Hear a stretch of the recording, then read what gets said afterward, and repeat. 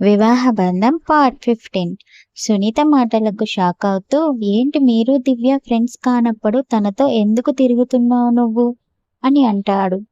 నేనెప్పుడు దానితో తిరిగాను? ఏదో మొదట్లో దాని గురించి తెలియక ఫ్రెండ్షిప్ చేశాను అంతే. అయినా దాని గురించి నా దగ్గర మాట్లాడకండి, నేను వెళ్ళాలి, తప్పుకోండి అని అంటుంది సునీత. ప్లీజ్ ఒక్క నిమిషం ఆగండి అని అంటాడు మనోజ్. ఏంటి చెప్పండి తొందరగా, ఎవరైనా చూస్తే తప్పుగా అనుకుంటారు. నా గురించి అలా అనుకోవడం నాకిష్టం లేదు అని అంటుంది. తన మాటలు విని, సరే సునీత, నువ్వు చెప్పేది నిజమే, ఒక్కసారి మనం బయట కలుద్దాం. నాకు దివ్య గురించి కొంచెం డీటెయిల్స్ కావాలి. దయచేసి తప్పుగా అనుకోకు, నా ఫ్రెండ్ అభి కోసం తెలుసుకోవాలి నేను, ప్లీజ్ అని రిక్వెస్ట్ చేస్తాడు మనోజ్. సరేనండి, ఎక్కడ చెప్పండి? మన కాలేజ్ బస్టాండ్ దగ్గర చిన్న హోటల్ ఉంది కదా, అక్కడ కలుద్దాం. మీరు ముందు వెళ్ళి అక్కడ ఉండండి, నేను మీ తర్వాత అక్కడికి వస్తాను. మనం ఇద్దరం వెళ్ళడం కూడా బాగోదు, ఎవరైనా చూస్తే. నా వల్ల మీరు ఇబ్బంది పడకూడదని అంటున్నాను అని అంటాడు.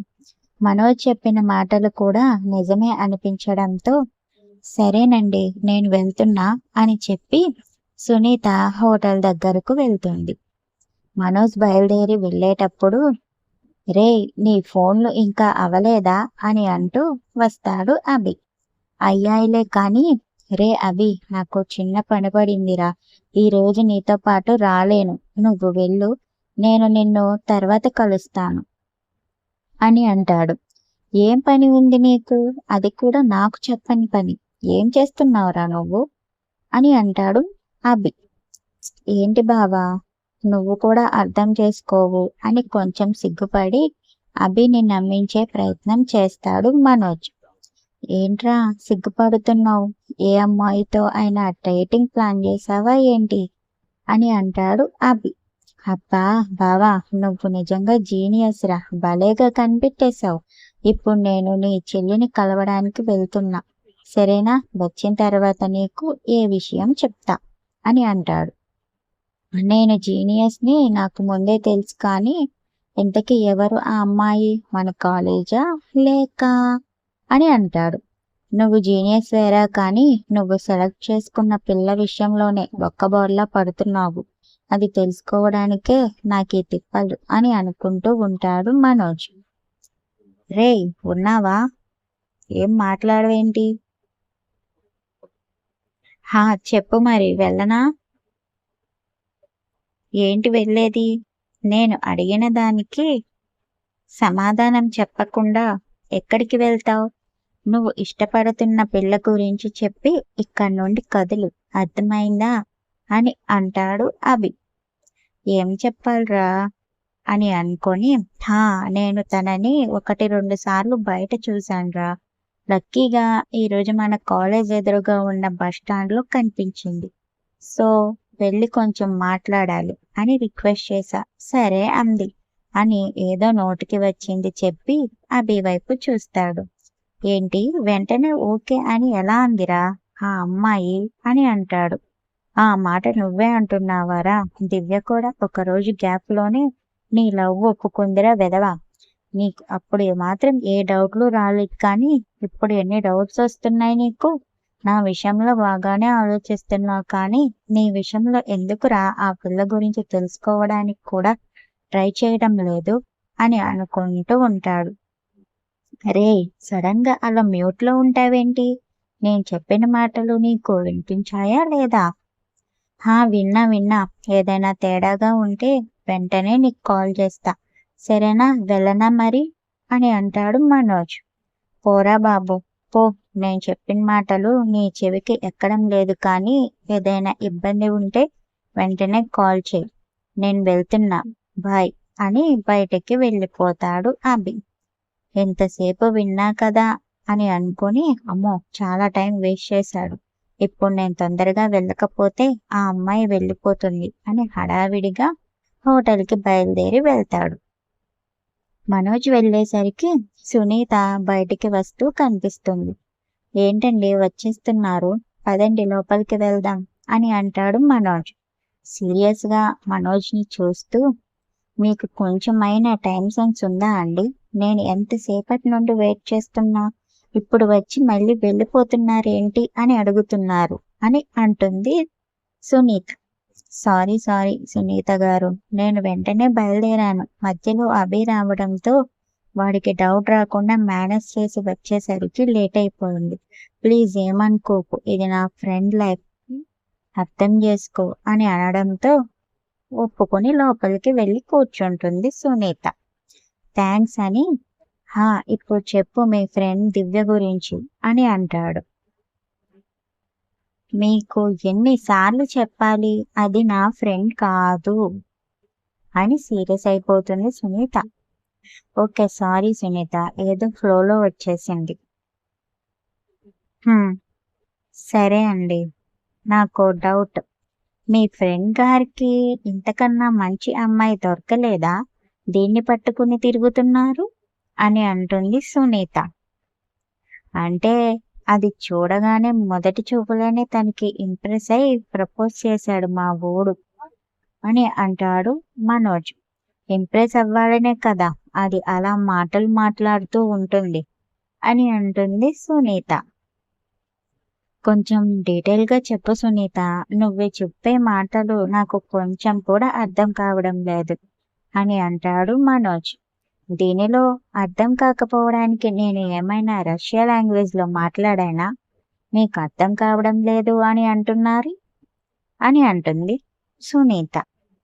అది కాదు సునీత, ఇది చూసిన తర్వాత కూడా మీరు నన్ను ఇంకా డీటెయిల్గా చెప్పమని అడుగుతారా అని తన ఫోన్లో ఉన్న ఒక ఫోటో చూపిస్తుంది. ఫోటో చూసిన వెంటనే మనోజ్ ముఖం కోపంతో ఎర్రబడుతుంది. సునీత చూపించిన దివ్య ఫోటోలను చూసి మనోజ్ ముఖం ఎర్రగా అయిపోయి, ఏంటి సునీత, ఎవడు వీడు, మా వాడు ఈ పిల్లన అంతలా లవ్ చేసేస్తున్నాడు, ఛీ, దివ్యని నాకు ఇప్పుడే చంపేయాలనుంది అని కోపంగా అంటాడు మనోజ్. మీ ఫ్రెండ్ ఎన్నో నెంబర్ దివ్యకి అని అంటుంది సునీత. ఏంటి ఏమన్నావు అని అంటాడు. దివ్య లవ్ చేస్తున్న వారిలో మీ ఫ్రెండ్ అభి గారు కౌంట్ ఎంత అని అడుగుతున్నా అని అంటుంది సునీత. అమ్మా తల్లి, ఆ పిల్ల బయోడేటా మొత్తం నాకేమైనా తెలుసా, మన కాలేజ్లో చూడడమే మొదటిసారి, అర్థమైందా అని అంటాడు మనోజ్. హో సారీ సారీ సారీ అండి అని అంటుంది సునీత్. పర్లేదులే కానీ నువ్వు దివ్యతో సరిగ్గా మాట్లాడను అంటున్నావు, సరే మరి ఇన్ని డీటెయిల్స్ నీకెలా తెలుసు అని అంటాడు మనోజ్. మనోజ్ గారు, దివ్య నేను ఒక ఊరి వాళ్ళమై, పెద్దగా పరిచయం లేదు. ఇక్కడికి వచ్చిన తర్వాత తనే నన్ను పరిచయం చేసుకుంది. మొదట్లో అంతా బాగానే ఉంది, తన బిహేవియర్ తర్వాత కానీ నాకు అర్థం కాలేదు. తను చదువు పేరు చెప్పి వాళ్ళ అమ్మగారిని కూడా మోసం చేసి ఇక్కడ చేస్తున్న పనులు చూసి తనతో మాట్లాడడం తగ్గించేశాను అని అంటుంది సునీత. మరి నువ్వు చెప్పకపోయావా తనకి అని అంటాడు. నేను ఒకటి అడుగుతాను, దానికి సమాధానం చెప్పండి అని అంటుంది సునీత. చెప్పు ఏంటి సునీత అని అంటాడు మనోజ్. మీ ఫ్రెండ్ అభికి చెప్పారా దివ్య గురించి అని అంటుంది. లేదు, నాకు ఇప్పుడే కదా తెలిసింది అని అంటాడు. నాకు ఇక్కడికి వచ్చిన తర్వాతే కదా తెలిసింది, తనతో ఒక 2 సార్లు చెప్పి చూశాను, తను వినలేదు సరికదా, నా చదువుని చెడగొట్టే ప్రయత్నం చేసింది, అందుకే తనతో మాట్లాడడం మానేశాను. కానీ తను మాత్రం ఇంకా నా పేరు చెప్పి డబ్బులు తీసుకుంటుంది అంటే నాకు దాన్ని చంపేయాలనిపిస్తుంది అని అంటుంది సునీత. బాబోయ్, మా వాడి పరిస్థితి తలుచుకుంటే నాకు భయంగా ఉంది. ఇప్పుడు ఆ దివ్య డేటింగ్లో ఉన్న వాడి పేరు తెలుసా అని అంటాడు. నాకు ఇంక పని ఏమీ లేదు అని అనుకుంటున్నారా, అది ఎవరితో తిరుగుతుందో చూస్తూ ఉండడానికి నాకు తెలిసినది చెప్పాను, ఇంక మీ ఇష్టం అండి. సరే చాలా లేట్ అయింది, నేను వెళ్ళాలి ఇంకా అని అంటుంది. సరే సునీత, నీకు ఏమైనా తెలిస్తే ప్లీజ్ నాకు కొంచెం ఇన్ఫర్మేషన్ ఇవ్వు, మా వాడికి చెప్పే ప్రయత్నం చేస్తాను నేను అని అంటాడు మనోజ్. సరే అండి, బాయ్ అని బయటికి వెళ్ళిపోతుంది సునీత. కాసేపు మౌనంగా అక్కడే కూర్చున్న మనోజ్కి అభి నుండి కాల్ రావడంతో చెప్పరా అని అంటాడు మనోజ్. ఏంటి ఇంకా అవలేదా అని సీరియస్ గా అంటాడు అభి. వస్తున్నారా, నువ్వు ఇంటికి వెళ్ళిపోయావా అని అంటాడు మనోజ్. ఏంటి వెళ్ళేది, నేను కాలేజ్లోనే ఉన్నా, నువ్వు వస్తే వెళ్దాం అని అంటాడు అభి. రే, నీకేమన్నా పిచ్చా, ఇంటికి వెళ్ళిపోమ్మని చెప్పాను కదా, ఇంతసేపు నా కోసం వెయిట్ చేస్తూ కూర్చున్నావా అని అంటాడు మనోజ్. కేవలం నీకోసం మాత్రమే కాదులేరా, దివ్య వస్తున్నా అంటే ఉన్నా, నువ్వు ఎలాగో వస్తున్న విషయం చెప్పావు కదా, వచ్చే మరి అని అంటాడు. దివ్య పేరు ఎత్తగానే చిరాకు వచ్చి, ఏంటంట, కాలేజ్ అయిపోయింది కదా, మళ్ళీ కలవడానికి వస్తుందా అని కోపంగా అన్నట్టు అంటాడు మనోజ్. ఏంట్రా సీరియస్ గా ఉన్నావు, నీ లవ్ ని రిజెక్ట్ చేసిందా ఆ అమ్మాయి, ఆ కోపం నా మీద చూపిస్తున్నావు, ఏం జరిగింది అక్కడ అని అంటాడు అభి. ఏం జరగలేదు కానీ నువ్వు ఫోన్ పెట్టే, నేను వస్తున్నా అని అంటాడు మనోజ్. సరే రా మరి అని అంటూ ఉండగానే దివ్య కూడా వచ్చేస్తుంది. హాయ్ అభి, చాలాసేపటి నుండి వెయిట్ చేస్తున్నావా, సారీ సునీతతో మాట్లాడుతూ టైం చూసుకోలేదు అని అబద్ధం చెప్తుంది. హో అవునా, సరే చెప్పు, ఏదో మాట్లాడాలని అన్నావు కదా అని అంటాడు అభి. అంతలోనే మనోజ్ అక్కడికి వచ్చి, హాయ్ రా బావా, హాయ్ దివ్య అని అంటాడు.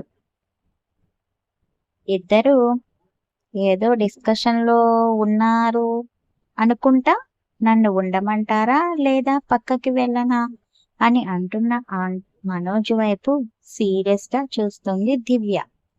ఏంట్రా నువ్వు కొత్తగా మాట్లాడుతున్నావు, మేము ఎప్పుడైనా నిన్ను పక్కకి వెళ్ళమని చెప్పామా, ఏం వాగుతున్నావు నువ్వు అని కొంచెం సీరియస్ గానే అంటాడు అభి. కొత్త కొత్త విషయాలు తెలుస్తుంటే మరి ఇలాగే వస్తాయిరా మాటలు అని అంటాడు మనోజ్. ఏం తెలిసాయిరా నీకు అని అంటాడు అభి. మనం తర్వాత చూసుకుందాంలే కానీ ముందు దివ్యకి ఏం అవసరం వచ్చిందో ఏంటో అది తెలుసుకో.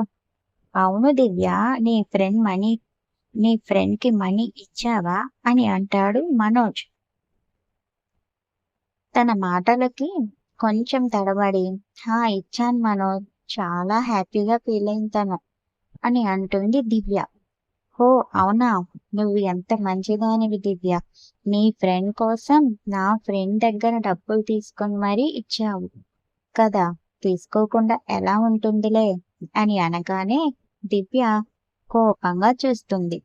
అభి చూసావా, నేను డబ్బులు తీసుకోవడం మీ ఫ్రెండ్కి ఏ మాత్రం ఇష్టం లేదనుకుంటా, నేను నీ మనీ తొందరగా ఇచ్చేస్తాను, బాయ్ అభి అని వెళ్ళిపోతుంది.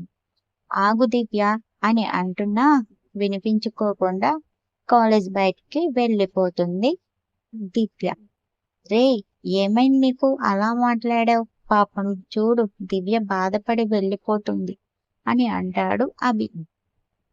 ఇప్పుడు తను బాధపడుతుంది, రేపు నువ్వు బాధపడతావు కానీ పద, రేపు తనే వచ్చి మాట్లాడుతుంది గాని అని అంటాడు మనోజ్.